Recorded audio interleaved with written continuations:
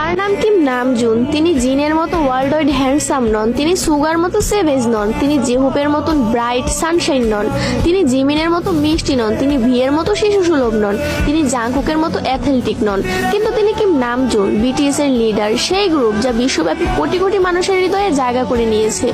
তার আইকিউ 148। তিনি গণিতে একজন জিনিয়াস। উচ্চ মাধ্যমিক পরীক্ষায় দেশের শীর্ষ 1%-এ স্থান পেয়েছেন। কোরিয়ার টপ 1% বুদ্ধিমান মানুষের তালিকায় আছেন। কোরিয়ার সিভিল সার্ভিস পরীক্ষায় প্রথম স্থান অর্জনকারী। Test of English for international কমিউনিকেশনে স্কোর 900+। ডেবিউর আগে ছিলেন একজন আন্ডারগ্রাউন্ডার র্যাপার, ইলেকট্রনিক ইঞ্জিনিয়ারিং এ স্নাতক। শুধুমাত্র ফ্রেন্ডস সিরিজ দেখে ইংরেজি শিখেছেন। 3টি ভাষায় কোরিয়ান, ইংরেজি এবং জাপানিতে দক্ষ। গ্রামি রেকর্ডিং একাডেমির সদস্য, ইউনিসেফ অ্যাম্বাসাডর, জাতিসংঘে বক্তৃতা দিয়েছেন, Samsung ambassador, Big Hit shareholder, কোরিয়ার সাংস্কৃতিক সম্মাননা পদকপ্রাপ্ত, কোরিয়ান মিউজিক কপিরাইট অ্যাসোসিয়েশনের সদস্য যার 160টি ক্রেডিট আছে।